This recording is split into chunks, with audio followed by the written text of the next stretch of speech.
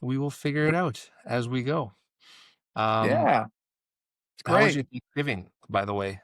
Oh, it was wonderful. I went to my son's house and, you know, uh, family. It's always about family, that's in the name, Thanksgiving, with thanks, and we have so much to be thankful for. And there's so many people that are very needy in many ways. And Mhm. we try to accommodate that at my farm, Blue Arrow Farm. I do a thing. I've painted many VW buses in my day. I lived in Marin County. I used to hang out with the dead, and I played in a band. Greg Raleigh was in the band uh, called the Cocoberry Bush Band, and we opened up for Jefferson Airplane. And it was just a lot of stuff, and so I got into painting. Uh, Volkswagen, mostly Volkswagen buses, but just about everything. So what I do is on my farm, Blue Arrow Farm, I take one of the buses every year, and we put it in the parking lot, and we do stuff the bus. So Mm, people bring non-perishable food stuff and some clothing and whatever. And I work with a very magnanimous guy. He has a place called Benny's Bodega, and it's giving a hand up, not a handout. And so that's something I like to do. But you've been in Toronto. You come from a very musical family. I know a lot about you. Your dad actually started SoCan, right? And your mom ran a classical record label for many years. It's a privilege speaking to you. I produced a lot of records for AM Canada. We okay. won a Juno Award for David Bradstreet, and which is your Grammy. I would come back, because I was in the music business in New York and LA, Nashville, everywhere. And I go, hey, we won a Juno Award. They go, what? So there still was a division of knowledge. There were so many hits in Canada, like Kano was a group I produced. It was Mhm. more or less a commune. Wonderful. It was a French Canadian group from Sudbury, Okay. and because I speak French, uh, and what was a wonderful album. We won many accolades for that in the recording of it. My engineer was Ed Stasium, who produced the Ramones and Talking Heads, and he went on to do many great things. After him engineering on many records for me. So I loved Toronto. I couldn't believe how clean the subways were coming from New York. But yeah. So in the studios, I recorded in just about every studio in Toronto and just loved it. So let me Uh, let me ask you, let me jump in, because you mentioned already music and you mentioned the farm. I want to kind of break down the conversation into a few different segments. Obviously, artist, musician, writer. Then you have had a prolific career in music publishing. There's obviously Felix the Cat and the farm. yeah. Why don't we go backwards a little bit? Is Oriolo, is that Italian heritage? What's your background? Sì, io sono italiano del sud d'Italia, di Reggio Rocco d'Imperiale, testa dura. Yeah, there's a huge Italian population in Toronto, Yeah. and I found many a good Italian restaurants, and would many times would go back into into the kitchen and help them, because I was up there all the time. So yes, it's Italian, but I'm a mélange. In French, you would say a mélange, a mixture, a Gemisch in German. So, I've got Romani, Italian, German, Native American.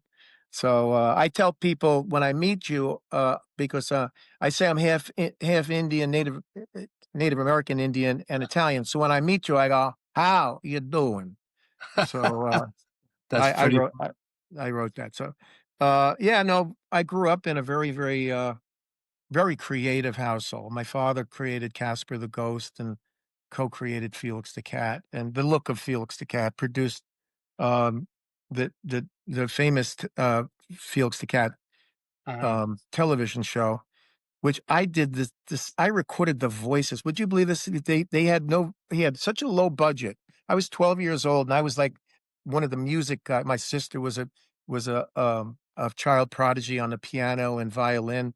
My brother and they're amazing artists. My brother was an amazing artist. I say was, they both passed away. They passed away in a 1 week period, if you can imagine that. It was Sorry. devastating. And he was a great drummer. We played together in bands a few years. I have his drum set up here as an homage to him. And so we would get together as families. We would read the Sunday funny papers together. I remember saying to my brother, because Dick Tracy, I don't know if you know Dick Oh, Tracy, yeah. but he had a wrist radio with a little television screen on it. And I said to my brother, I said, I'm going to get one of those. He goes, you can't do that. The tubes are too big. It was before transistors. I mean, I'm of an age where I remember the birth of transistor radios. Before that they would, tubes. Mhm. But we would sit around and we would do doodles where we would like one of us would doodle, then pass it on, and my brother would add something to it, then my sister, and then my mother and my father, and make a tree and a house out of a swiggly line. And it was great training, I have to tell you. As far as my artistry, this is a Poindexter. This is one of my paintings. We just launched a Poindexter meme coin. Okay. So everybody out there, go and you can invest in the Poindexter meme. It's going to be great. It's doing great, actually. If you go on X, you can see the little videos that I did about it. But so en- we were encouraged and or not encouraged. We just were. Was no negativity. Well, my father was extremely strict. I mean, he was a boxer. Everybody. We always had to put. He was a box. He loved to box. His group, the World War II guys, they always loved to box and play baseball. So that was a big in my growing up. By the way, I talk a lot, so That's okay. just I'll jump in. jump in. It's just free stream with me. So, but music was everything. Elvis Presley was a huge, y you know, thing in my family. My sister loved Elvis Presley, and I was a little kid, and so I loved him, and I started playing guitar when I was, like, 7. As you know, I have a guitar company. I design guitars. Yep. Uh, I designed Todd Rundgren's 12 string. He plays it. Rick Nielsen from Cheap Trick plays one of my guitars. Buddy Guy has one of my guitars. On and on. You can go to Yeah. oriologuitars.com, you know. So yeah, Yeah. I mean, we cover a lot of ground. It's just I don't know, just Well, being let in me ask you, Don. I'll jump in. I'll jump in and I'll talk over yeah. you. It'll be an Help Italian me, conversation. stop me, stop me, So stop, I didn't know about ah. the All right, boxing. easy, Chris, what the heck? How did you get over here? Oh my god, what a long arm you have. Uh, so I didn't what know so about the, I didn't know about the boxing and stuff, so it sounds like you kind of grew up in, yes, a very creative, love-filled house, but then that oh, yeah. was tempered or balanced with the discipline from your dad's background in the Oh, boxing. yeah. Yeah, for Italian immigrant family, one of 8, I guess, and, my grandparents didn't speak English, so they would speak Italian and we'd answer them in English, and it was it was strange. Um, Not really strange. And then so they lived in Union City, which is, very it's a city. It's like a little New York. It's where a lot of Italians came to Brooklyn and to Union City, and, so in the Italian neighborhood, um, everything was Italian. So, but my uncle Sonny, who lived upstairs from my grandparents with my cousins and aunt, had a fruit truck, that he went around selling fruit, to and vegetables to in the Italian neighborhood. Uh, And, we used to get the stuff that was, too old to sell. So, one day my mother came home with, bananas and they were yellow, and I go, "Wait a second, what's that?" Because I was used to brown bananas from my Uncle Sonny. But anyway, yeah, you were saying? no, no, no, that's fine. I appreciate the story. You know what's funny is I happened to get fed last night randomly on YouTube a short video um, of all these women and boyfriends of Italian partners taking, a whole bunch of noodles of spaghetti and then breaking it in half and putting it into the pot. And Oh, you the don't do video is that. them freaking No. out, like, "You never break the No, noodles." you never break it. And I might say one of my most amazing, almost rite of passages when my mother was making, uh, we used to call macaroni. Everything was macaroni, all pasta. Then, just pasta became the word of the day, and probably in Mhm. the 50s or 60s. And she let me test it to see if it was just perfectly al dente. Yeah. And I was, I think, 8 years old. 8 years old was a big year for me. I remember everything about it. And I felt like the man of the house, like, "You want me to test it?" And I was like, "Oh, just I think a little bit more, mom." "Oh, okay. Oh, okay. Yeah." I tested the spaghetti. Yeah. I remember my, grandfather on my mom's side was a huge cook. He loved to cook, and he would cook anything, and I remember being young. As do I. um, I love to cook. so I he love to he cook. did this thing where he was talking about al dente and spaghetti, and he would take it out of the pot and then throw it on the wall, like, on the That tile. yeah, I've heard that. I've never known anybody to do that.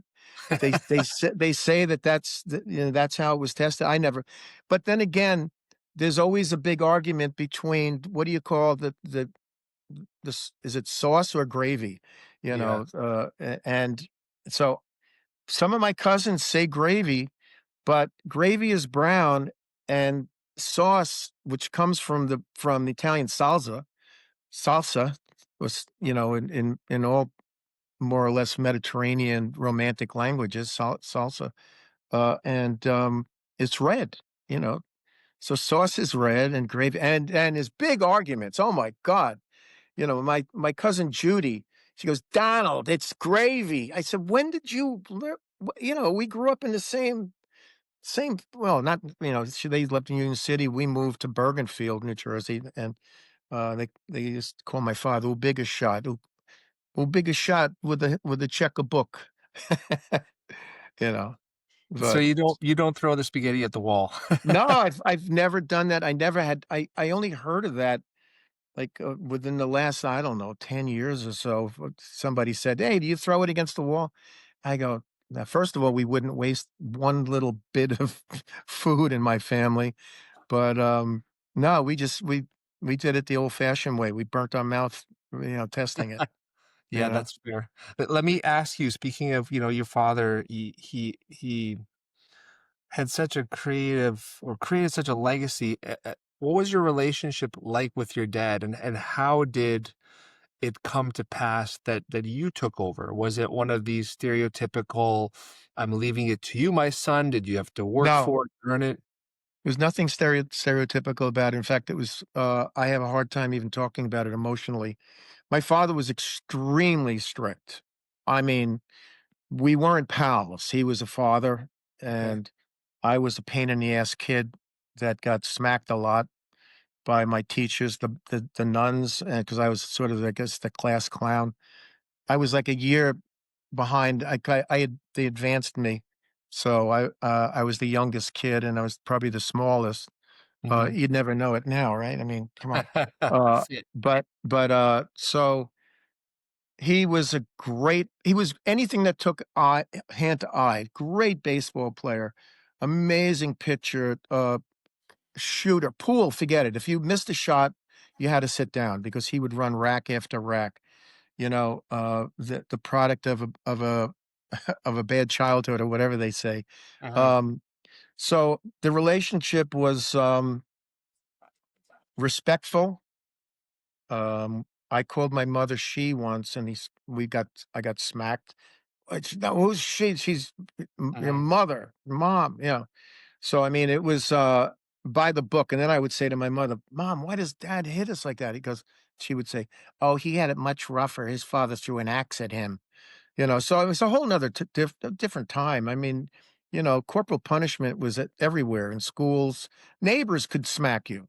mhm, When I was a kid, um, it was you know, uh, spare the rod and spoil the child, and mhm. there was no, where do you kids want to eat? No way. I mean, it was silent. And I remember one time I was such a pain in the neck. We were driving back from Florida. My father and mother moved down there with Max Fleischer Studios when they moved from New York to Florida, and so they were like fish out of water down there. It was so funny to see the pictures of all the New York guys and women that moved down to be part of the studio. They didn't know how to dress for the tropics. They'd be in a fishing trip and they'd have black socks and weird shorts and hats, and they just didn't get it. But so we were driving back from visiting her, and I was in the back seat of our 51 Studebaker with my sister and my brother, and I had found a stick along the way when we stopped that looked like this, and I used to call it my Shambrody gun. I would always make up words. So for hours I was going, "Shambrody, Shambrody, out of here comes water or gas or anything, and this is rope. Shambrody," to my sister. And she was like, "Dad, will you tell him to shut up?" And he was like trying to hit me while he was driving. And finally, I think I was around 8, actually. This was 8 was like, a real cathartic year for me. So stopped and said, "Get out." I went, "Huh?" So he kicked me out of the car in Georgia and took off. I'm 8 years old on the side of the road walking. I'm going, "How am I going to get home?"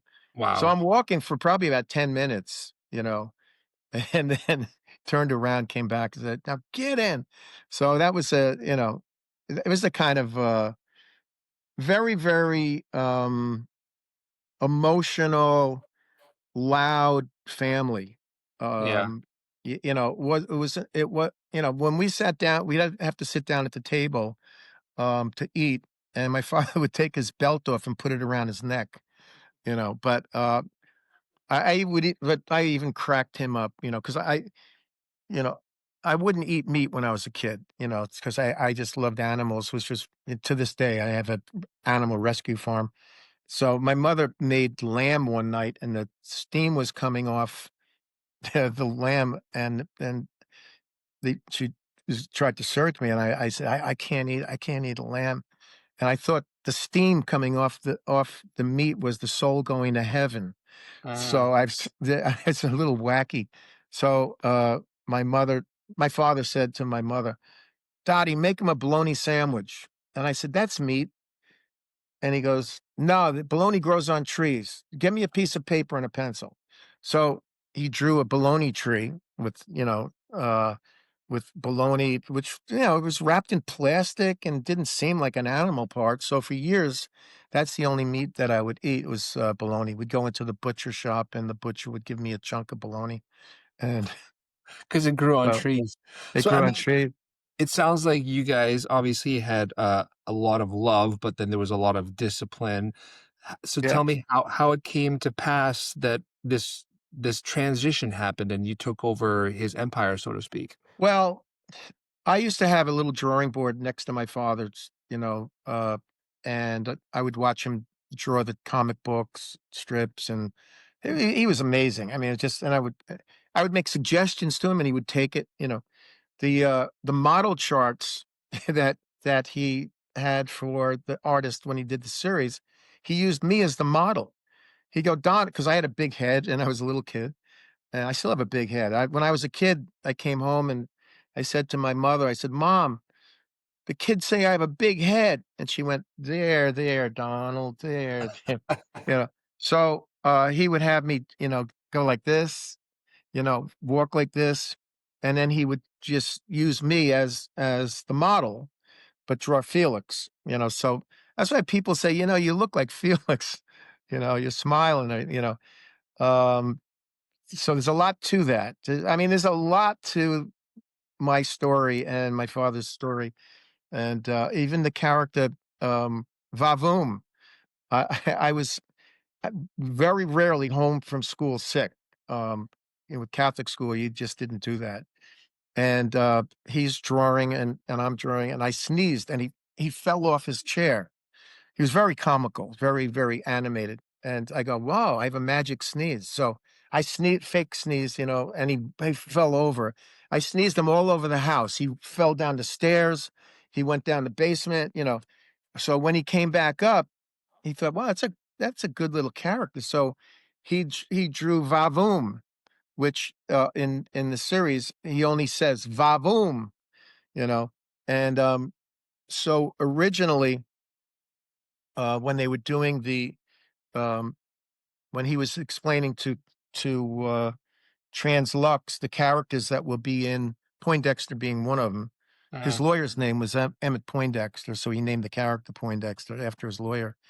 Um, he was telling them about the characters, and he had the character sneezing people over, and they go, "No, you can't have a character seems sick." So he was friends with Jackie Gleason. I don't know if you know who that is, but Jackie Gleason was The Honeymooners was a huge, American television series, and he was a comedian, and he would do this thing, "Va va va voom," So, where he came up with using that "vavoom" for the character, and that's how that character was born. They were all born, and I was always there, I'll never forget in our house in Bergenfield, all kinds of people would come through the house, all kinds of creative people.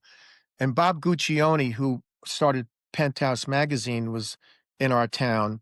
Bergenfield was, Bob Gaudio from the Four Seasons was there. The Knickerbockers, Bob Cicchino, John Cicchino were from there.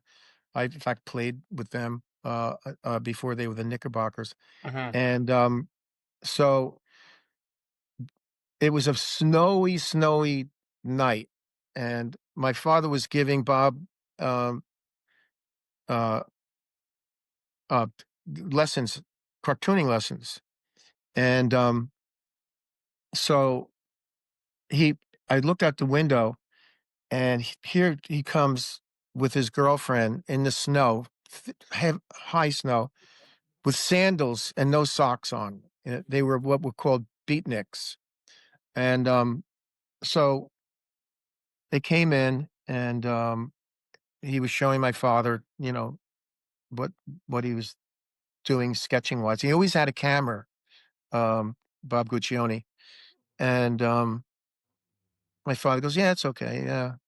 He says, "Well, I'm thinking of starting a magazine, and I've been taking these pictures." So he started showing them pictures of models that he had. You're familiar with Penthouse magazine, right? It's like Yeah. Playboy. So I tried to go over and look, and he goes, "No, no, Donald, no, no," because I was, probably 8 again. I don't know. I don't, just so my father was looking at him. He's like, "Yeah." Uh, he goes, "Yeah, I think you might be onto something." He goes, "Yeah, I'm going to move to England, and I'm going to start a magazine called Penthouse Magazine." So it was born basically in our dinette in Bergenfield, And there's a lot of things that if either he nor I weren't weren't born, things wouldn't happen. I'll give you an example. When I lived in Marin County in the '60s, and hung out, with the dead at their house, and I used to draw dancing Felixes for Jerry instead of dancing bears. Mhm. I used to do a lot of balloon lettering. So when I came back to New Jersey, my friend Stan Costa, um, his his his his uncle was Don Costa, who did so many of the Frank Sinatra arrangements and hits, and his brother was Glenn, who built the Motown Studios, and Stan and I were at Mercury at MRC Music together. He was a professional manager, as they call it, and I was a staff writer. And we went to the folk festival in Rhode Island. And when Mhm. we would drive this is the truth. This is absolutely true. Uh, and I've plenty of friends that were aware of this and know this. And this will be in my book. My book is called Tunes to Tunes, Tones to Tunes. Now, I've had books on the bestseller list, but they were art books. Um, uh, uh, uh, on Amazon best, I was Mhm. number 5. My last uh, Felix book, painting book, was number 5 on Amazon bestseller. And anyway, we were driving back, and I said, there's folk festival, there's jazz festival, there's no rock festivals. So I said, I know a lot of my hippie friends from California that moved to New York in a place called Woodstock. Nobody heard of Woodstock. Seriously, this is the absolute truth.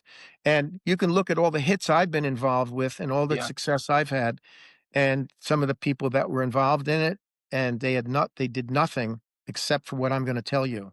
Okay. So I went back, I said, we should do something in Woodstock. So I designed balloon lettering. I had guitars, I had doves, I had all kinds of stuff.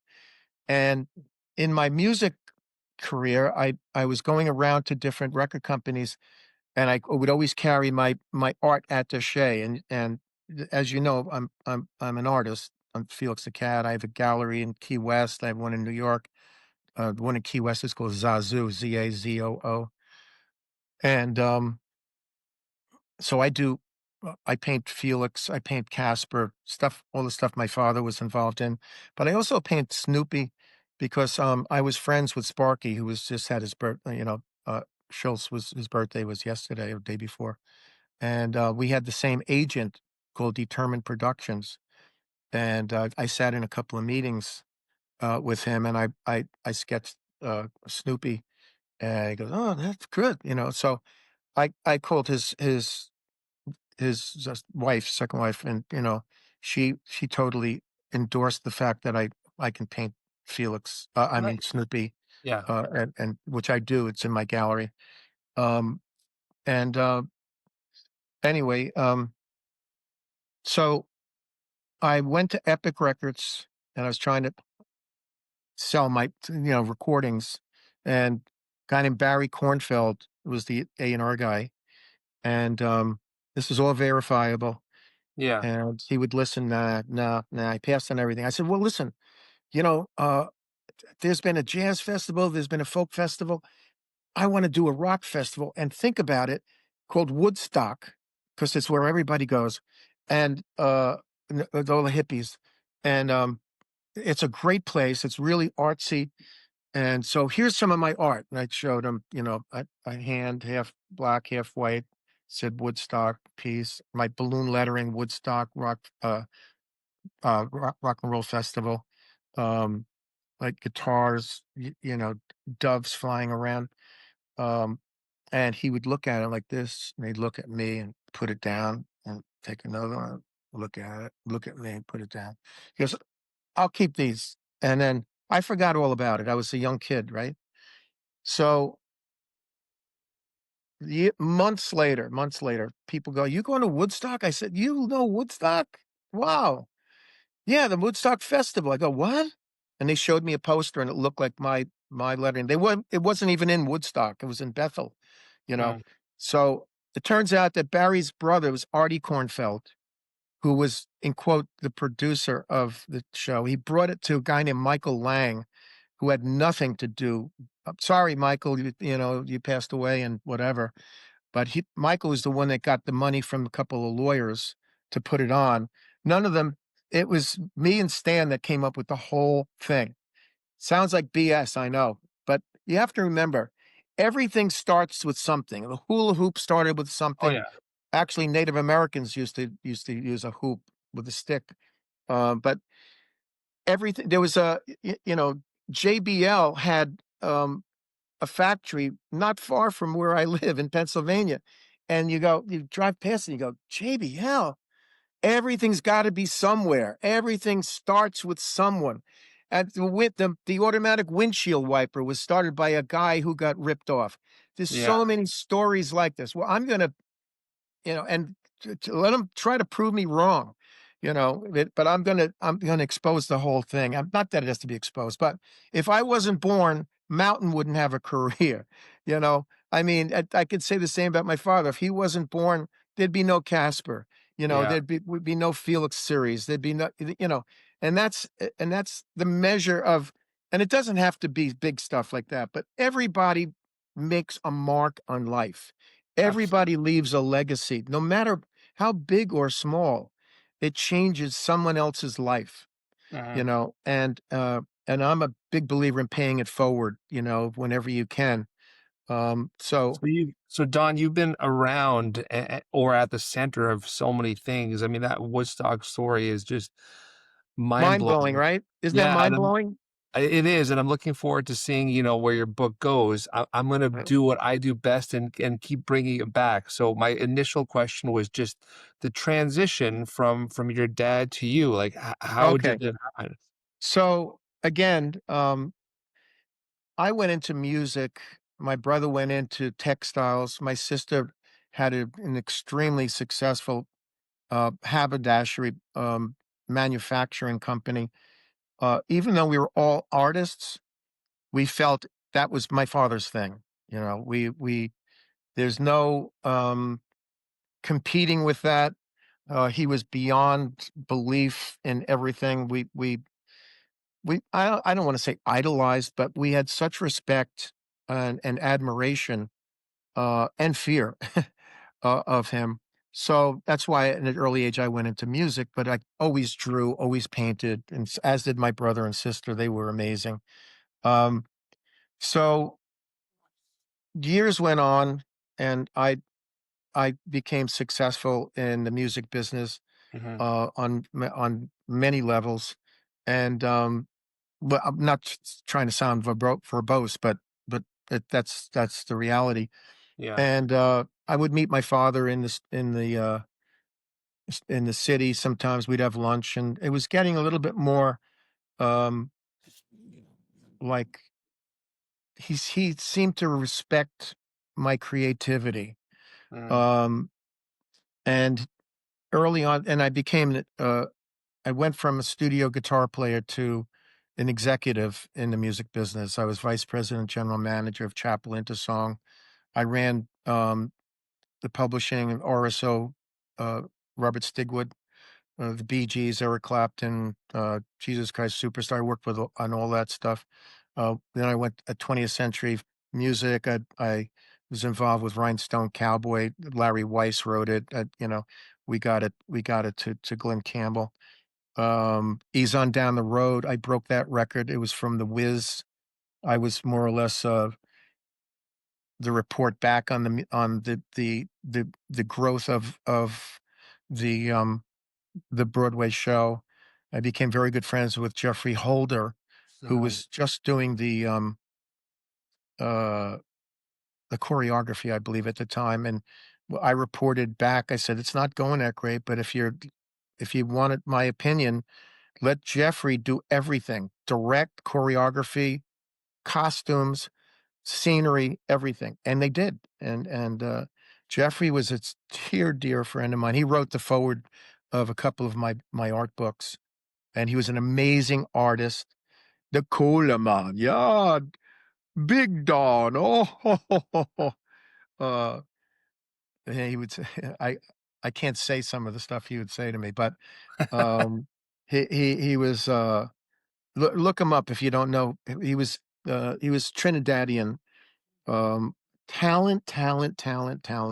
I mean, just I can't tell you how much. And he played the witch doctor, or the voodoo doctor in a James Bond, movie where he was beheaded, and in his apartment in the village, when I would go there to meet with him, as you walked in to got off the elevator, went right into his apartment or his town, whatever you call a townhouse, and, he had that head, uh that severed head of, right as you walked in, among all of the artwork and all of the tchotchkes, and just an amazing, amazing, loft, as it were.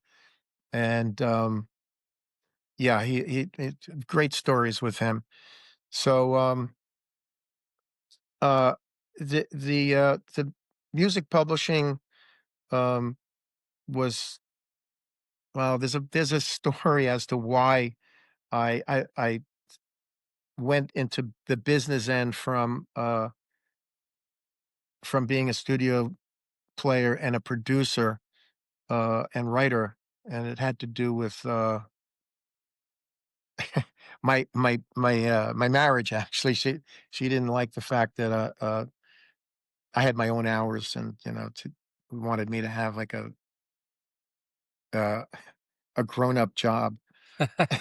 It's not Even how though it I works in the music even industry. though I was doing great. I had 2 records on the charts. I was like, but anyway, so, I I put it out there that I was, looking for a job. I'll never forget the first day. We had, our RSO, I was interviewed by Robert Stigwood, Johnny Beanstalk, and Peter Brown, who used work they all worked with Brian Epstein and the Beatles before, the Bee Gees, and, so, uh, we had Mick Jagger's apartments, 135 Central Park West, and it was like a British royalty, would stop through those offices, like, every day, Mhm. you name it. I met 3 of the Beatles. John, I met in the Dakota. My friend May Pang brought me there. And that's a great story. Actually, it's a long story. But anyway, so, back to, my father and Felix. Um, he I always wanted to I brought him into a business deal which made him the money he should have made, in art world, which he got screwed, like, all the time, you Mm, know? People, stole his stuff, I mean, essentially, and he signed things away, and, we lived a very modest but wonderful life, I think he made $100 a week as a cartoonist when he got paid, but, those were the days that family was everything, and, you know, uh, it wasn't like now. I mean, the world is much more materialistic, When I was a kid, if somebody had got a watch for his confirmation or birthday, it was like a celebration of the town. "You have yeah. a watch?" I mean, and then all of a sudden, McDonald's was giving free digital watches out, it's like, so, it it was just a whole nother time. I'm pretty old, so, um I know I don't look it, Not young. Young and Yeah. ready to go. Well, S so that's it? Wow, that's kinda like, I was expecting a little bit more than that, but anyway, I'll save it. you save it for the next show.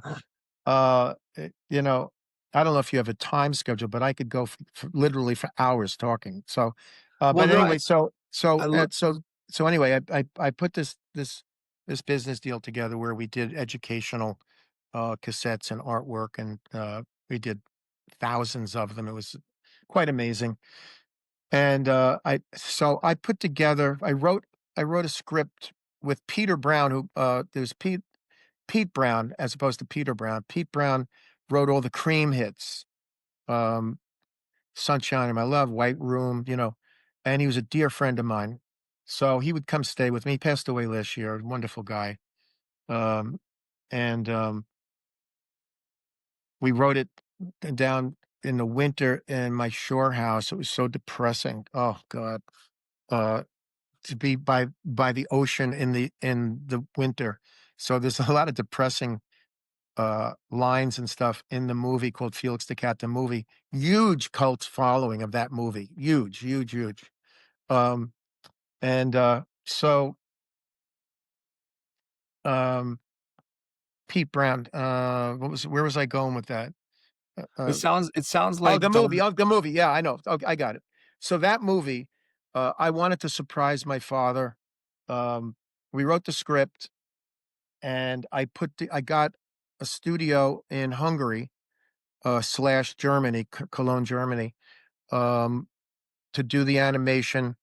I got all the voices, everything, and I brought it to my father. I said, "Dad, here's the movie that you always wanted to do. Totally financed, ready. So here's the script."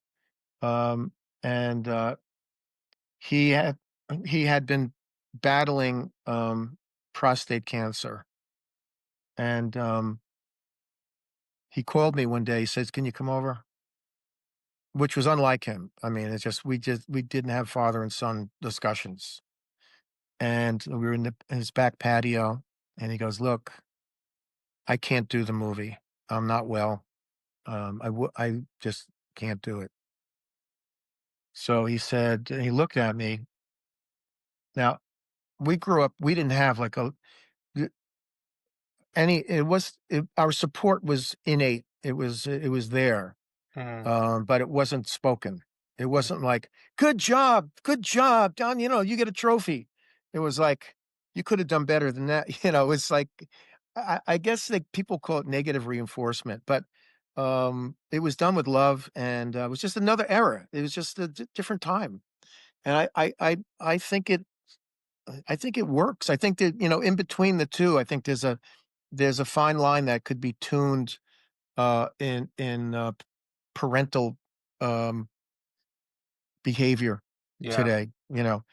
But in any event, he looked at me, goes, "I think you should do it." Now, I was in the music business at the time. In fact, I think it was when I had my own label, Personal Records. We had 28 chart records on my label.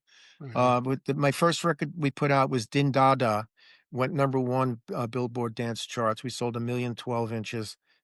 Din Da Da, Din Do Do, Din Da Da, Din Do. Brrrap, brrrap, brrrap. Do do do do do do do do. Ein, zwei, eins, zwei, drei. Was huge, huge record, huge. It was sampled in so many movies. And Anyway, in any event, he goes, "I think you should do it." Now, always was drawing, but it wasn't my career. I mean, Mhm. I would paint, every day of my life. Um, he said, "The only person I could think of to do it is you." And I was like, "What? Me? You think that much of me? Mhm. You have that much faith in me that you think I should produce it? I should direct it?" Because I mean, I was always around his productions. Like when he was producing the Felix the Cat series, when I said I did the recording, there was no budget to do it in studios. We had a Magnacord recorder, at a Electro Voice 660 microphone, and a pair of headsets that looked like they were from World War I. They're big rubber things. They're ripped. People picked at it and everything. Yeah. And I would set the recorder up and the microphone in the hallway after hours at my father's studio, and Jack Mercer did all the voices. So I would and my father would always say, "Just make sure it's not in the red." So I would go, "Testing, testing, testing," with one knob. It was just one knob, and it was a record. It was 15 IPS and 7.5 IPS. And I would call Jack Mercer in and go, "Mr. Mercer, we're ready." And he would go, "All right, roll it, kid." And I roll.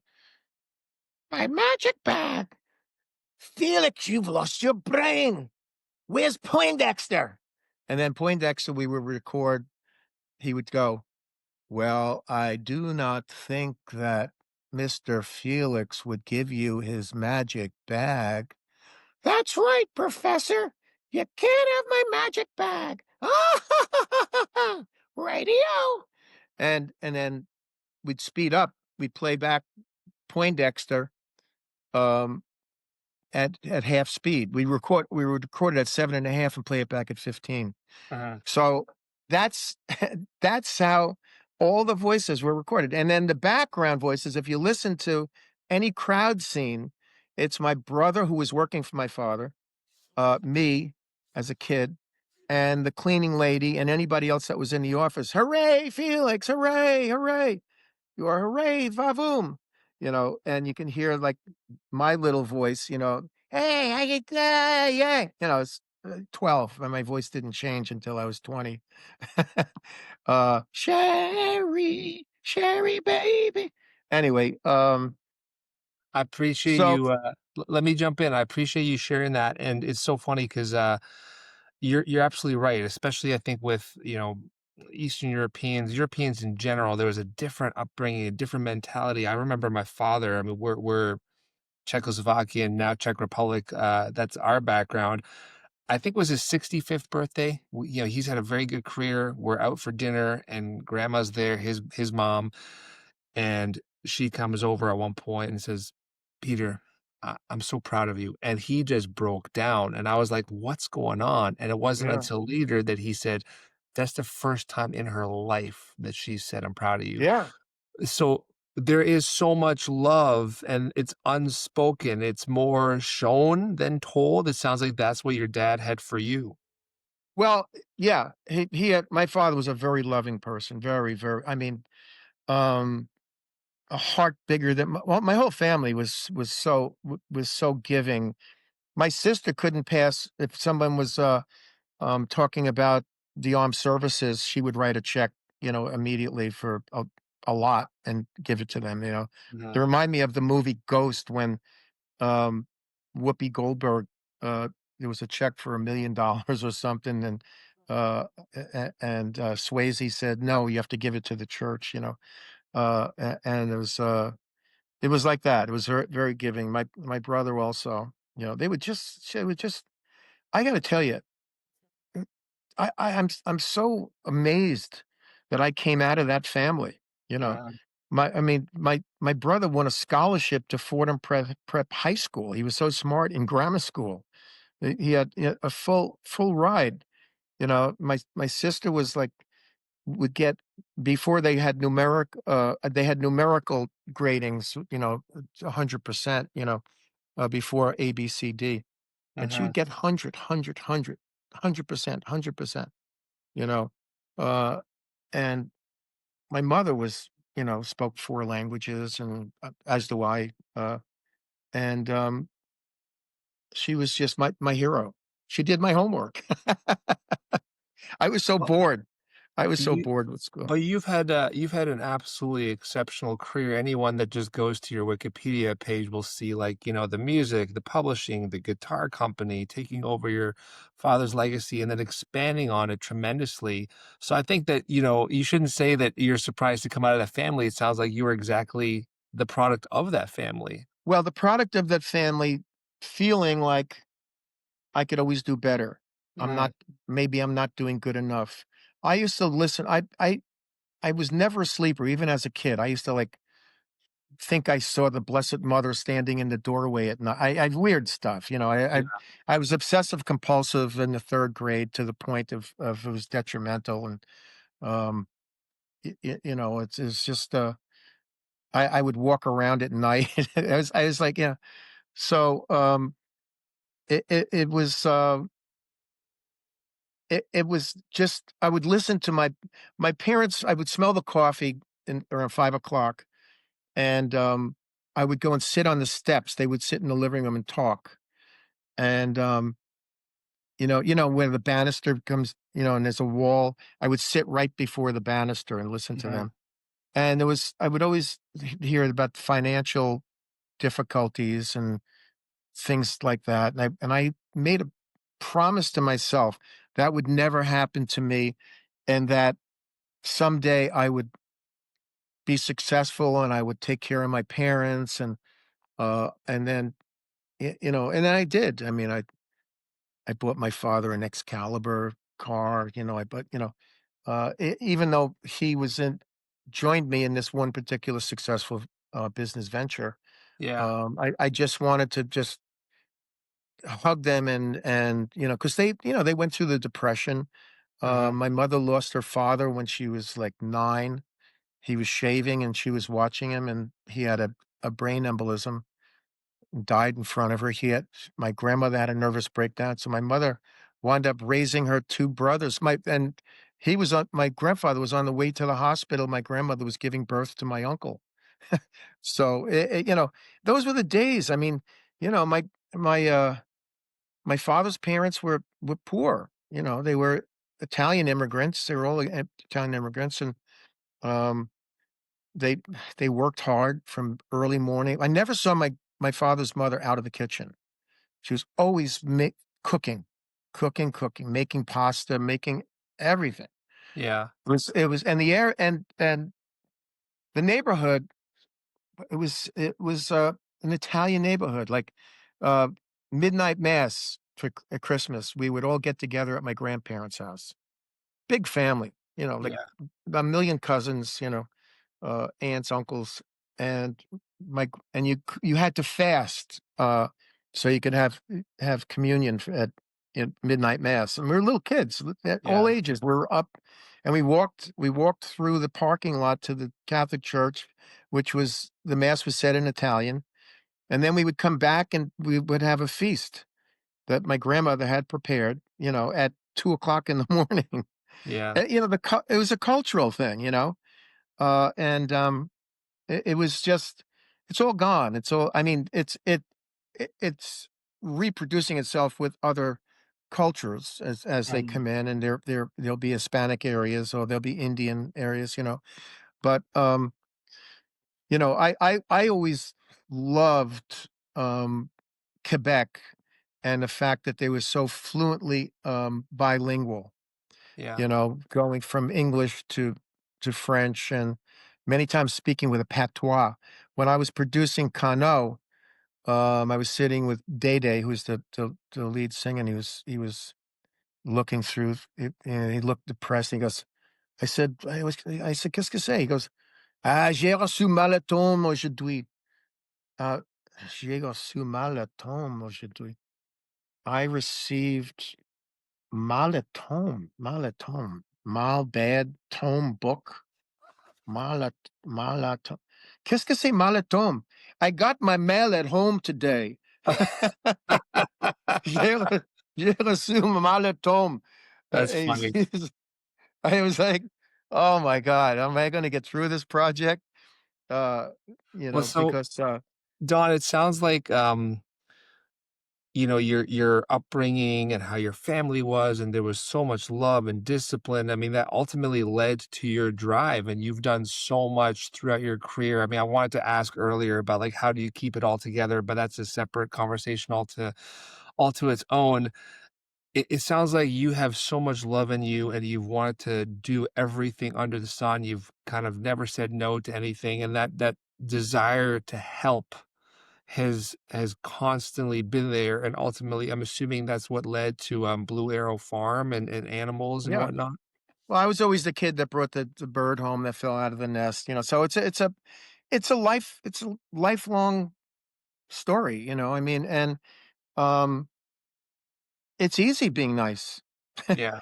It's actually easier than being wicked or mean or cruel, I mean, there's no place for that, and but it exists because, humans are frail, and we have a lot of problems, it's like, just you know, I'll never forget there was an episode of Star Trek, Mhm. and there were these 2 aliens that were trying to kill each other and constantly fighting, and, Goshen, Frank Goshen, I think was Gorshin.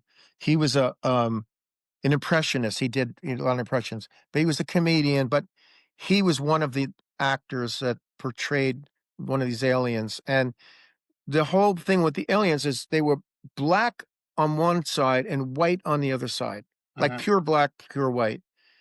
And they're constantly trying to kill each other and harm each other. And at one point, Spock had them separating. He goes, "What's wrong with you? You're the same culture. You're the same people." And Gorshin said, "No, look at him. he's white on the right and black on the left.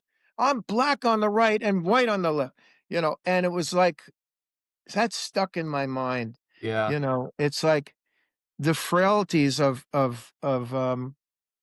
I don't want to get political, but because everybody's political and Yeah, but now. I'm just talking about basic humanity,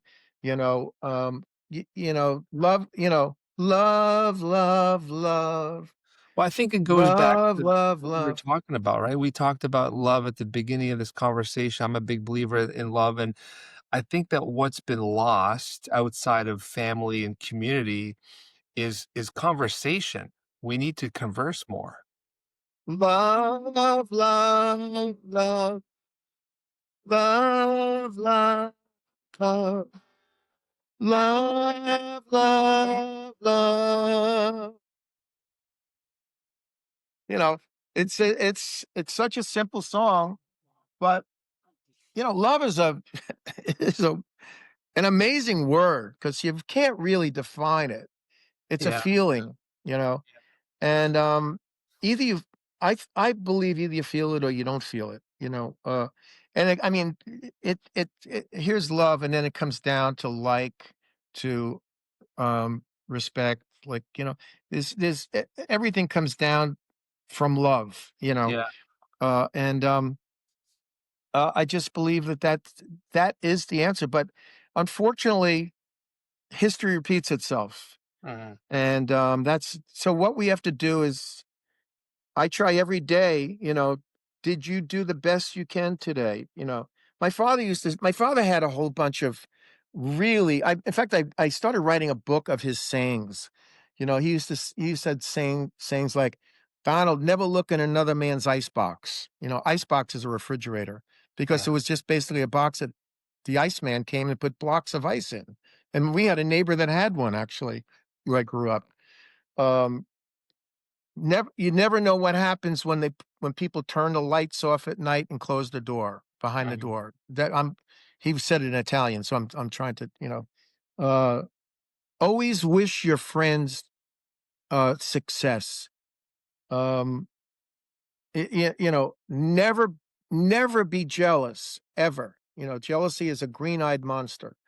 So he had all these sayings, and they're just down home, simple. Most of the of a stitch in time saves nine. Of all these things, they're they're genius. They're yeah. they're they're little catch things that make so much sense. You know, and and I try to live my life like that. Yeah. Good, good for And you. he used to say, Donald, there's no difference between a doctor or a shoemaker. If they both do what they love the best they can, Mhm. or love what they do, love if you and then he had a version of if you love your work, you never work a day in your life. That's not his. That's some, but he had one like that. I can't remember it right now. But it's like hometown um, feelings of life.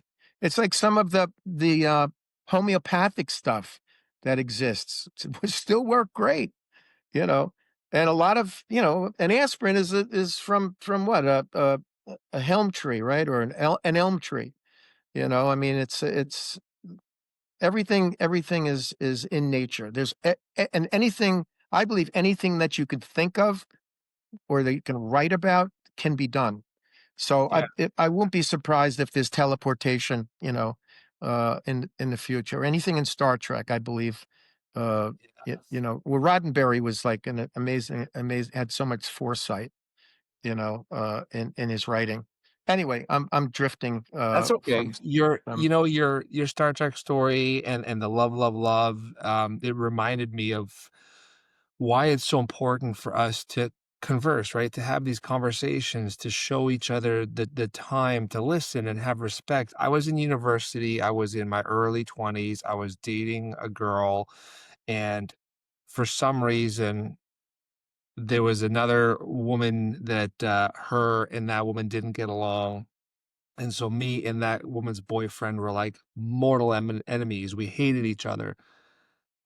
And I didn't even know why, but it just I went into it, and then one day I'm in the cafeteria and I'm sitting down at a table by myself, and just through pure happenstance, that guy sits down next to me, and we both looked at each other and we're like, you."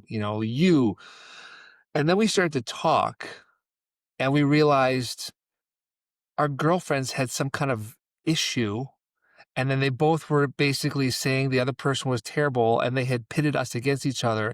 And me and that guy ended up becoming like best friends because we realized that the whole thing was stupid. So don't assume, just talk.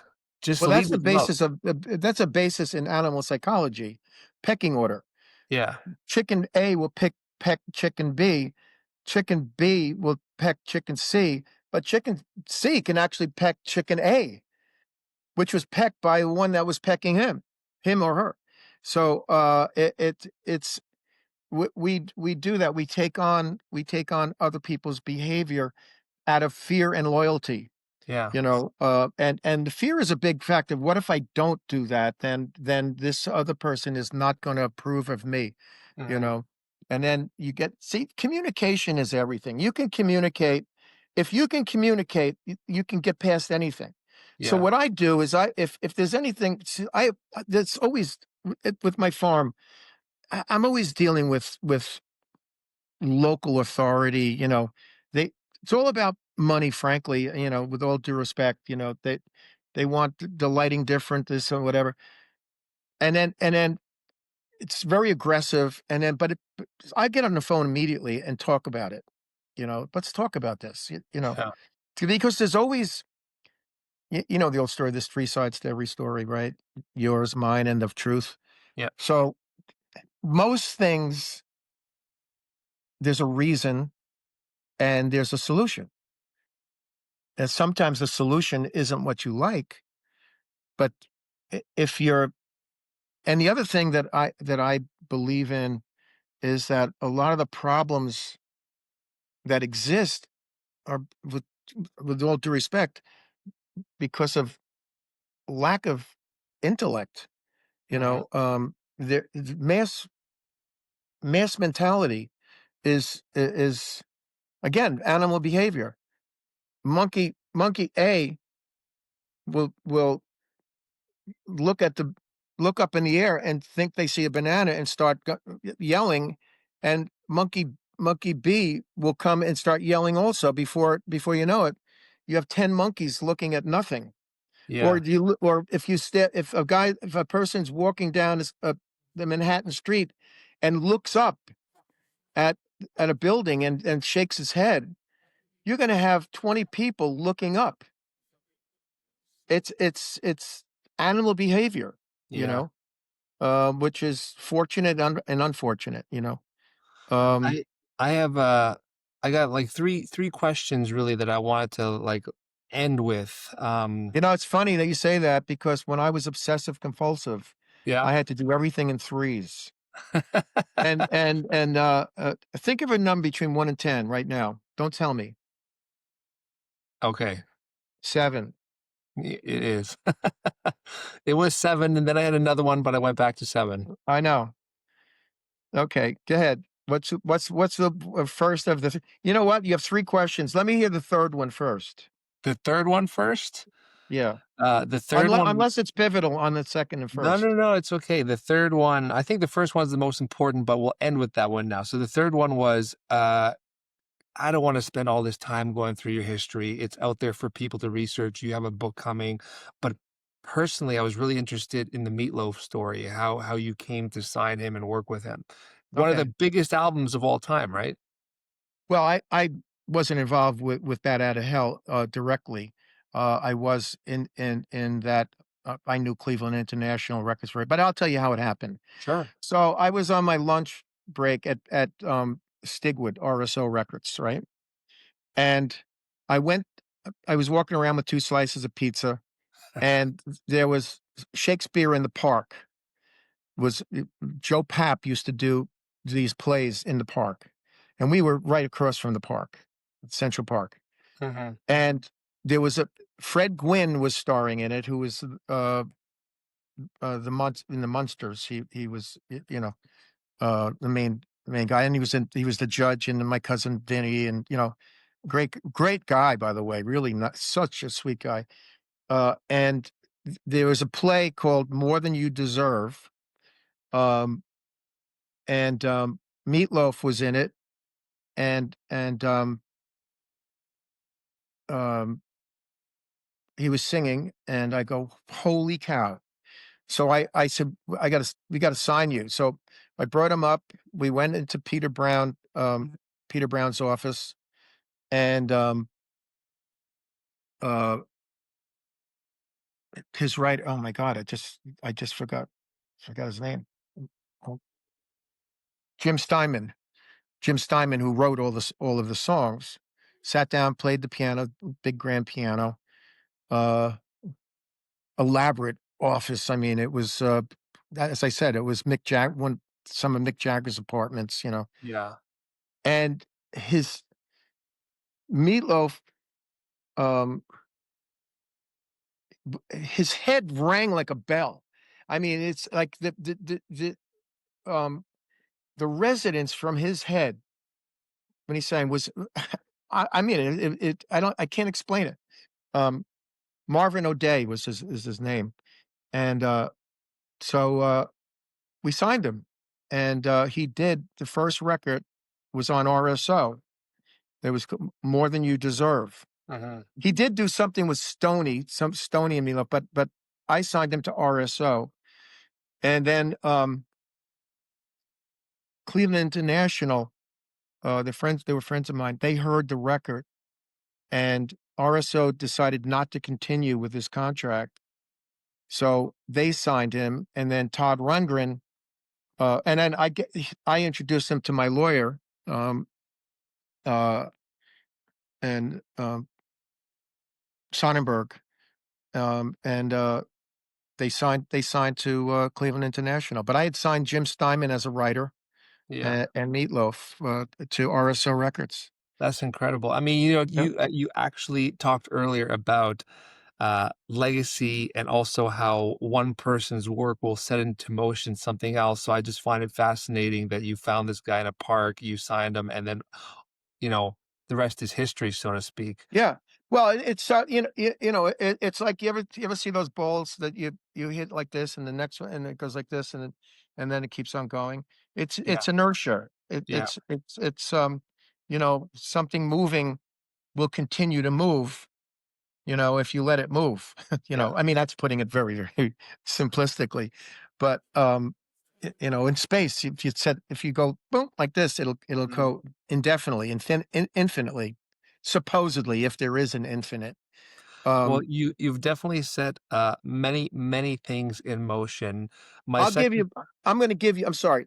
That's Before you okay. go on to your second question, when we're talking about motion, so I was contacted by Rolling Stone magazine about 10 years ago, I guess. Um, they loved my guitars, Oriolo guitars. I had designed guitars for Martin Guitars, which is the biggest acoustic Yeah. company in the world. Three of my guitars are in their museum, and then I did the 40th anniversary of Summer of Love guitar for Martin. And while I was there, Willie Nelson bought 15 of them to give as presents. I mean, I'm telling you, I've been around such incredible stuff, but it sounds like BS. No, I It's believe like, you. no, I know, you have to because it's true. But but I mean, it's all fact. I mean, you could call Martin, you could go there, you could see my guitars, the Felix guitars. So um, where was I going with that? Infinity, emotion, Oh space. yeah, okay. So anyway, Rolling Stone magazine gave me a call. They love my guitars. They said, "Could you bring some of your guitars in? Um, and we want to put feature them in our Christmas edition of 100 cool things to buy as presents." So I went, "Oh, okay, yeah." Um, and before I left, I was in a meeting with my art director. When I was publishing comic books, I was, designing merchandise for Felix the Cat. We were the number one licensed character in Japan and Taiwan. Mhm. Big, big, big, big, huge, huge, huge. It was Felix, Mickey Mouse, and Snoopy. And So I was meeting with him, and then those were the days when you had like receptionists and stuff. Now that's non-existent. So she came in and said, "There's some kid at the door. He wants he wants someone to look at his artwork." I said, "Well, send him in." So he sheepishly, shyly came in, uh, and my office is I got my gold records on the wall. I got all kinds of artwork. It looks like something out of Disney World. Yeah, It's really cool. it's leading. And so he was looking around, and I'm looking at it, and I critiqued it the best I could, without with trying to give a positive note on everything, without bullshitting. Excuse me, bull pooping, or It's all good. my friend who I know for years, she was born deaf, and I very crudely sign with her, and but she reads lips perfectly. So what was it? She did this once. She went like this, like I go, I said, "Wha- what's what's that?" She goes, "Bullshit." That's funny. The bull. Anyway, so anyway, I helped him. He left. He left, and my art director said, "Why do you see anybody that just comes and wants to show their stuff? No, it can be in a meeting or whatever." I said, "Because you never know what's going to help somebody in life. Yeah. So keep that in mind." Now I left and I went into the city to Rolling Stone offices. I had guitars, and the head guy, John something, I forget his name, um, was playing the guitars, and they loved them. Wow, this is great. And it's in the edition of the Rolling Stone magazine. I have a copy of it. And he goes, "Would you mind meeting our art director?" I go, "Yeah." He goes, "He's a big fan of your dad and you." I go, "Really? Well, okay." So guy comes in, big job, right? I mean, art director, head art director for Rolling Stone magazine. He goes, "Hi, you're Don Oriolo, and your dad was Joe Oriolo, right?" I went, "Yeah." And he almost transformed into a child. He goes, "Well, when I was a kid, I lived in Woodcliff Lake." I'm sorry, I'm doing the voice of a kid. He didn't sound like that, It's okay.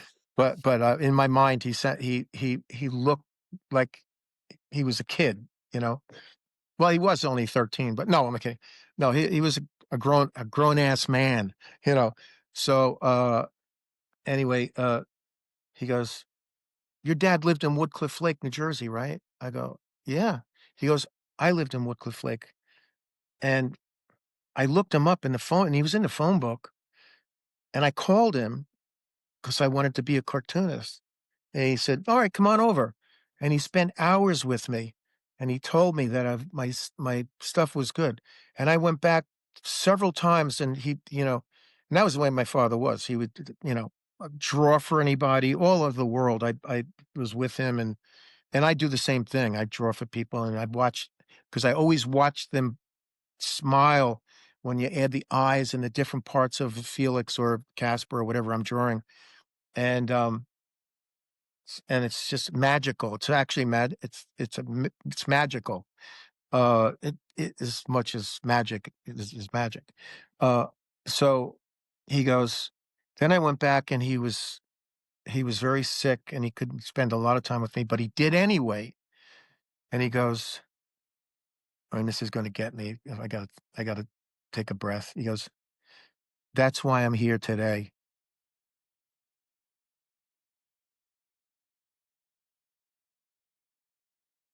That's amazing.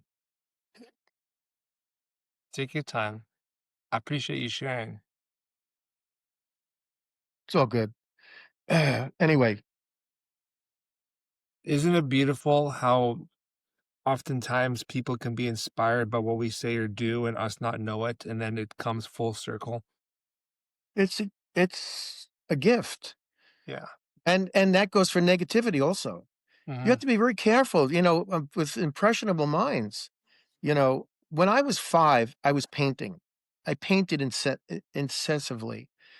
watercolors, and it wasn't funny animal stuff. It was like nature stuff. So my father, we on our block, we had some very creative people that lived on the block, artists, musicians. I don't know why, but we just did. So there was one woman, Mrs. Belfry. She was a fine artist, fine art. Mhm. Like portraits that look like photographs, and seascapes that look like you're standing in front of the ocean. So my father brought me and about, I don't know, 20 of my paintings. Uh, and I painted every day, watercolors. I mean, finger painting in kindergarten for me was like, it was like an art exhibit, like, everybody would look at my stuff. Um, and so I remember she had her studio in their attic, and I always thought of her name was Belfry. And, you got bats in your belfry was an expression. I don't know if it still Yep. is known, but, uh, and she smoked filterless cigarettes, and she's looking at my painting. She's like, "Why is the sky pink? The sky's not pink. Look at my painting. Sky's blue. Mm. Yeah, maybe you got a little pink in it, but nah, nah, nah." So I had painter's block for like months as a little kid. I tried because I remember trying, rather than just painting from my brain and the way I felt, I was trying to paint the way someone else wanted me to paint, Right. right? And I always think you got to be careful what you tell little kids. I think it helped lead to my obsessive compulsiveness. Yeah. But anyway, so that was question number 3. What's number 2? I always try to you're talking about educating and instilling things in kids, so to speak. I always try to extract as much knowledge or useful advice as possible. And, because of how much you've done within music publishing, I'd love for you to give me the elevator pitch about like the importance of publishing, because I think that most artists still don't understand it or know it. So from your mouth to God's ears, what is music publishing? Why is it important?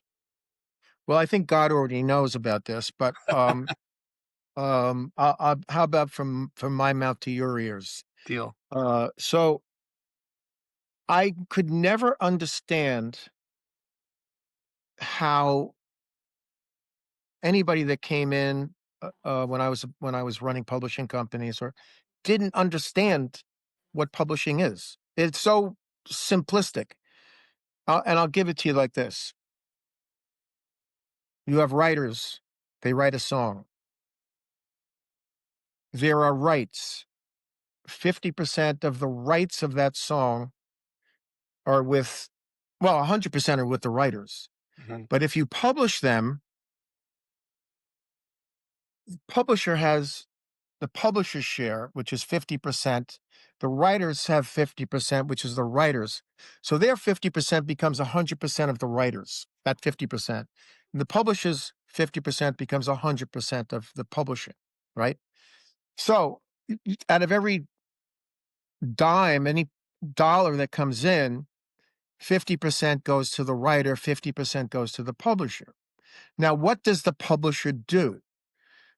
The publisher has to be the shepherd of the song. It has to exploit the song, protect the song, copyright the song, um, anything legal with the song, collect the money for the writer when it comes to um, well, there are mechanicals. Mechanicals are any sales of any Mhm. specific sales. Then there's performances, which, as you know, with SOCAN, or ASCAP or BMI or CSAC, is a performing rights society, and they collect the money for performances. Now, that's the simplistic part of it, right? Then all of a sudden, there's iTunes, there's the internet, there's Napster, and it's the Wild West. You know, there are some of these collection streamers. You can have 1,000,000 views or 1,000,000 downloads or listens, and you get paid $1,000. Mhm. You know, um, I was involved. I was the executive producer of a gummy bear hit. I'm a gummy bear. And I Yeah. wrote some of the songs on the album. We have 3 billion views, right? The if you're monetized on YouTube, you get paid, but it's peanuts. Well, 3 billion. Obviously, it's 3 billion anything, and it's going to be of some consequence. Yeah. But so many writers would say, "I'm not giving up my publishing." They didn't even know what publishing was, you know. So unless you're prepared to track down any misuses, any plagiarisms, uh, anything of that nature, you'd be wise to be with a good publisher. I have a sub publisher, Ellis Rich in England. He was the head of their version of ASCAP PRS for many years. He gets my songs in movies. I did an IAMS commercial um, 3 years ago that's been playing since, of a song that I published and produced. And he got that, and he earns his keep, his percentage. Um, foreign publishing gets a little less uh, than local, but um, I mean, there are intricacies in the whole thing as to different performing rights society in every country, and you get paid half if you're an ASCAP member. If it's playing in England, you don't get the same amount if it plays in England as if it was playing in your own territory. There's always a possibility of joining PRS or any of the other German rights societies, SASCEM in France, or on and on and on. Jack Crow in Japan. Uh-huh. Um, so it's it's uh, it's basic. It's basic. You have to if you're going to give your publishing all or part, and then administrative rights. Yeah. You could share administration rights, but then you have to do the work of licensing. It's not easy. A film company comes to you and you have to negotiate, what are you going to charge? There's a P in a circle and a C in a circle. When you license a song to a movie, one Uh-huh. is the copyright, one is the publishing, and then there's the performance, the record right, the record company that owns the P in the circle. Um, you have that's one thing that has to be negotiated with the record company, and then the other part is the publisher, and then Right. the publisher splits that money with the writer. So there's a lot of negotiating. There's a lot of legality. There's a lot of bird dogging. Tracking down, a hit that, ASCAP may not see you as the writer, and you'll have to go retroactive. Otherwise, it goes into what's called the black box. They put uncollected royalties into Mhm. this big box, and they disperse it which is unfair, according to how big of a writer you are. So if you're like way up here and you've got lots of hits, you get more of the black box than a writer that's got nothing going on. It Yeah. could be it could literally be pennies. It could be 12 cents, you know. Um, Publishing, it's crucial, is having a team, having a vanguard, a guardian of the song and doing what's, I guess, best to distribute and it's the what. business end. It's the Yeah. business end. There's the creative end and the business end. And you better have a good publisher if you're going to be with a publisher, because Yeah. they can destroy you also. And it's incumbent upon them to look after the welfare of the copyright. If there's abuse going on, it's the problem of the publisher, and you can get your copyright back. I mean, there Yeah. are many ways of doing that. I we used to when I was running Chapel Intersong, which was the biggest publisher in the world, and then it was bought by Warner Brothers, which is now probably the biggest publisher in the world. Um, we weren't supposed to listen to unsolicited material because of what is called access. In other words, if someone sent in a song unsolicited, well, with not through an agent, a lawyer, whatever, or a verbal communication with anybody at the publisher, um, and then you put out a song very similar to it, and they could prove that you listened to theirs. That's called access, and they could have a copyright infringement lawsuit. So it was very risky. So we were supposed to just throw it in the trash if somebody sent it, you know. But I used to get so much stuff. I put it in a big cardboard box by my in back of my desk. I had when I worked at Chapel they gave me James Brown's office, which was a corner office. I could see the Statue of Liberty, the East River, and the Hudson River. It was gigantic. It was so impressive. This giant desk, and it was really impressive. So, but I made a lot of money for the company.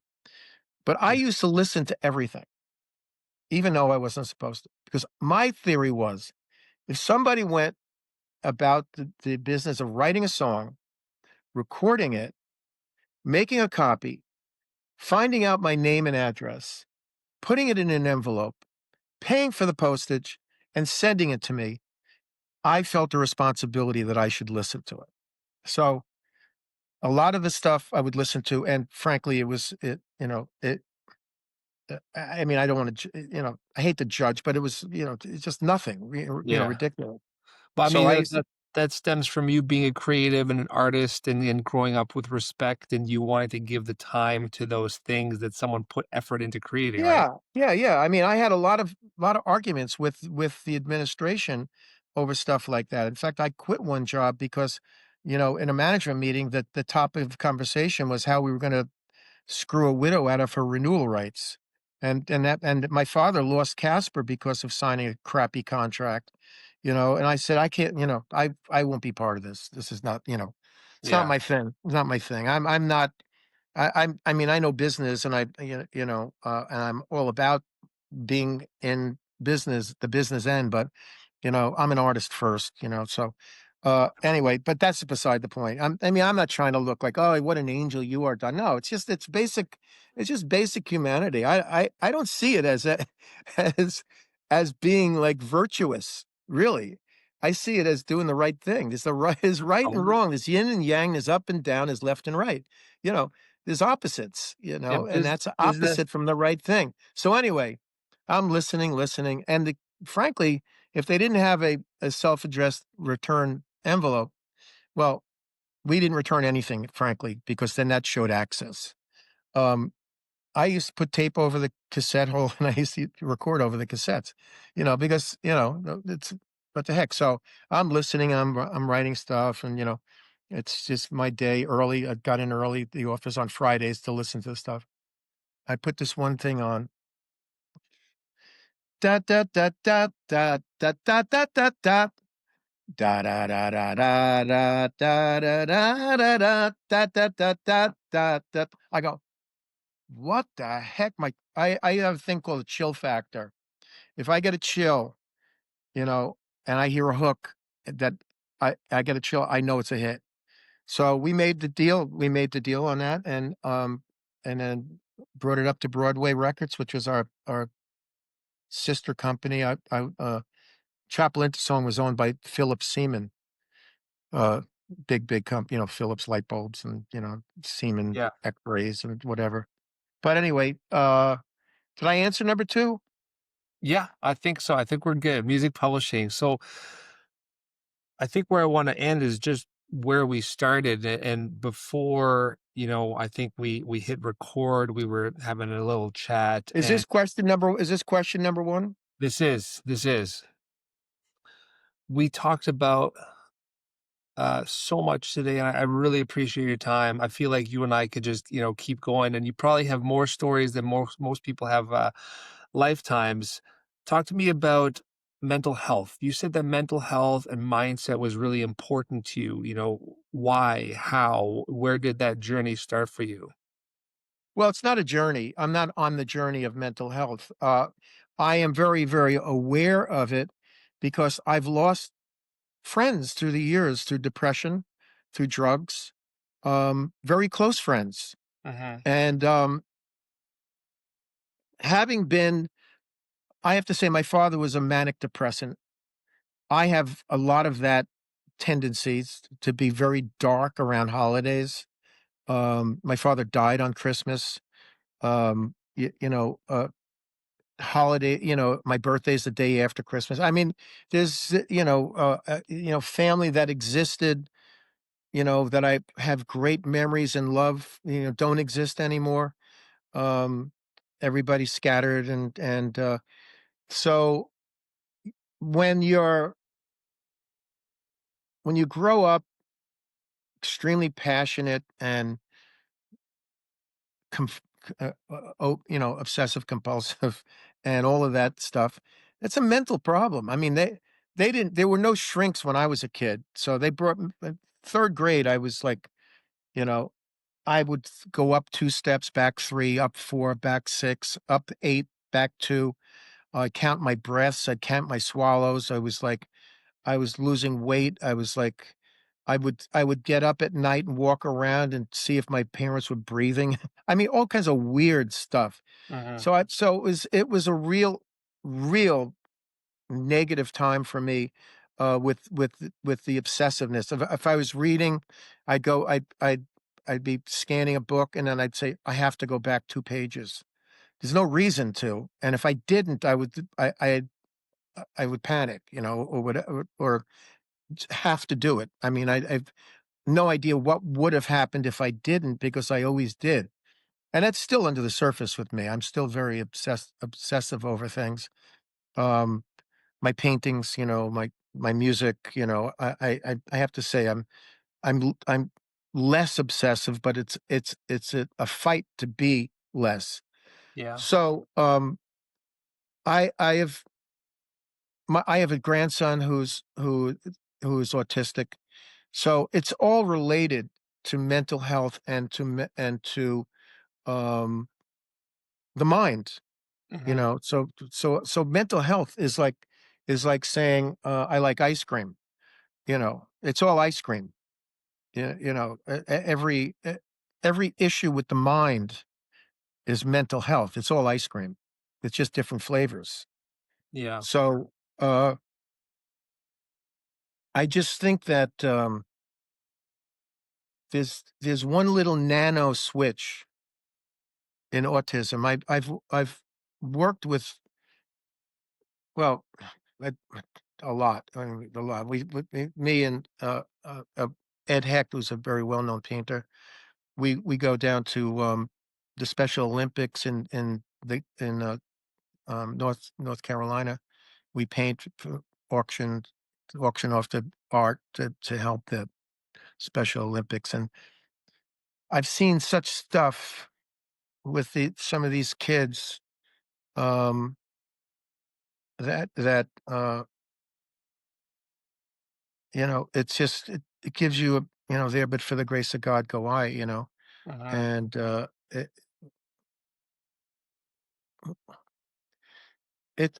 I mean, I didn't know we were going to make an issue about mental health. I mean, you had brought it up before we went on, and I said I too am very try to be as insightful as possible Yeah. around anything with you know It's uh it's important. I think that, we talked about this today as well, that there's nothing wrong with talking about it. There's a stigma No, that no, it's not. No, don't yeah, get me wrong. There's yeah, yeah. nothing. I don't mean Oh, no, no, I I didn't wasn't mean to. implying it. I think you were implying that, and I'm No. really no. Now I'm sorry. I did this into. No, I'm kidding. That's no. We have to talk about it, but we have to do more than talk about it. Yeah. There needs to be, um, it's like follow the money kind of thing. What research gets done and what research doesn't get done, and what is already done and not told to the I don't know. I'm not a conspiratory person, but um, it's and the repetitiveness of, is that a word? Rapidity of autism, um, is just mind-boggling, and so I used to at my house, I have horses, and, I knew a lady that worked with young adult autistic, young autistic, people, and as an example of this one very strapping, good-looking guy, Evan, his name was. He would come with the others, and he was, Hebraic, which, in other words, he would, if you turned him this way, he would walk into the woods, Okay. and you turn him around, right? And horses, to me, there's this. I'm an old hippie, There's a spiritual nature to them. They're big, they're powerful, but they really understand the makings of other creatures, uh, including, men and women, and the difference. Some horses, will go towards a woman as opposed to a man, and it's not because a man beat them or whatever. They see something. They see, other planes. I mean, I would love to be able to be in the brain of various animals. My dogs, I'd love my dogs, and my cat. Just to see what they see, to see what they hear, and um, I mean, I'm digressing, but they Yeah. have these different tones for health, to listen to. There's one I play. My cat will come running from another room and jump on me and touch my phone that I'm listening the tone through. It's like, what are you hearing? What are you seeing? What are you? So, Evan, I would turn Evan and lead him to one particular horse, Foxy Lady. And I named her Foxy Lady because she was a painted, and on the side, it looked like she had a fox. The white on her brown looked like a fox jumping, and she was a true lady. She passed away about 4 years ago. Anyway, as soon as he touched her, he calmed down. His frenetic, eh, uh, efforts, or what, his normal behavior disappeared. And it just amazed me. And I mean, I just felt that it was due to lack of control in their life, and then being able to basically control this giant, powerful creature. And Mhm. by control, I mean touching it and not moving, not doing anything, just putting his head back. She would put her turn to Evan and just look at him. And I was like, am I like just some kind, whack job, or is this really something? Yeah. And there is, I mean, there's a lot of horse therapy with autistic, people, um, and it's amazing, and I see it every day. Yeah. So and you're asking about my interest in mental health. It's like, I'm just interested in life, and that's one part of life, Yeah. and it's around all of us. It's whether we notice it. There's so much stuff. I'll give you an example of noticing things. You drive in a car, the same, and then ride on a bike, the same route. You notice things that you never notice. And if you walk that route, you notice even more stuff. You'll notice a tree, you'll notice a branch, you'll notice there's a cow in that field. It's like, if it's whether you want to go. 60 miles an hour in your life or 5 miles an hour through your Yeah. life, you know? Perspective. And wouldn't it be great if we could slow it down? Like, you know, um, I take a blood pressure medication every day, and I fill 2 weeks worth of stuff in a little plastic thing. And the day that I have to refill it, I go, "Man, that literally seemed like yesterday." So I try to slow it down, you know, and get as much in a day as possible. Did I do the best that I could do today? Was I the best person that I could be today? Uh, and you know, just being introspective, you know, and it's like that with I try to, you know, I'm just talking about me. I'm not saying, you know, I'm not, you know, I always get proselytizing and proselytizing the words mixed up. So I guess proselytizing, right? Yeah. I'm not I don't want to be preachy about, No, not but at all. you asked me a question, so I'm giving you, you know, a 1 hour answer, That's okay.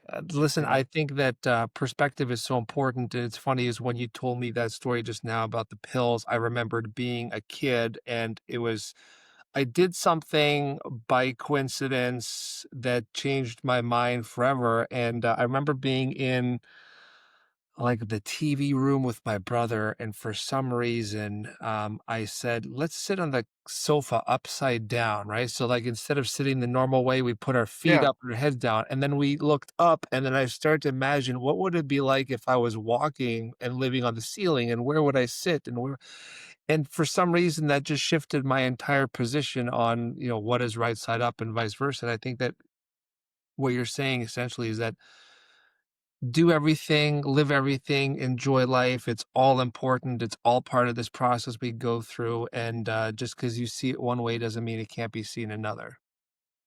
There are many ways to see things, and you just reminded me of 2 things. Donald O'Connor, who was a comedian and a dancer, who did the upside down dance routine where he wound up, and they actually had a room that physically fit, and he would dance on the wall, and then before you know it, he's dancing on the ceiling. You Mm, know, it's an old movie. It's I think from the 40s or 50s. Just you can just Google that. And another thing that reminded me of was Queen's Gambit was a series, wonderful series. And Beth, the heroine of the series, she was a child prodigy when it came to playing chess. But the other thing is, she would look up into the ceiling and see the moves. She could see the chessboard on the ceiling. I I uh, uh, I think I recommend that series if you haven't seen it. It's on Netflix. yeah. It's called Queen's Gambit. Wonderful, wonderful, wonderful series. Don, I really, really appreciate your time. I can't believe how much time you've afforded me. I feel like I've learned a lot, and I'm inspired and in awe of how much you've done. I Mm. feel like I need to go and do a million more things with my life. Well, that's great, and I'm not sure what you learned, but I'm glad you learned something. I learned something too. Um, I I I didn't know that was your dad that created SOCAN Grandfather, or grandfather. grandfather. I mean, that's pretty heavy stuff. Not that it's I mean, look, everything's heavy. Yeah, I mean, if you mow the lawn, the best you can, that's that's heavy. I don't sound I sound like a hippie, but I am, you That's know, okay. so, but no, we both, taught ourselves stuff, and that's you know, you can learn something from everybody, you Mhm. know, and that's what knowledge is all about, you know, it's a repository, you know, and, you know, Einstein would refuse to memorize telephone numbers because he wanted to keep more space. He saw the brain as space that could be filled. But there's a lot, you know, you can fill it with a lot of stuff, you Absolutely. know. Um, so I appreciate your time, and this was fun, and I just love talking, and I hope um I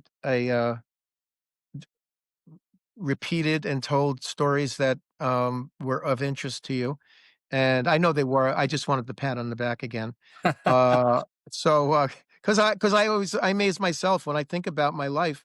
I look back and I'm like, "Damn, I was with the vice president of Hungary in a meeting about," the stuff that I mean, the people I've met, the things I've done, but but any everybody does that, it's like when people have near death experiences, they go, "I saw my whole life in front of me," you know, and I I I do that a lot, especially when I'm looking at old photographs.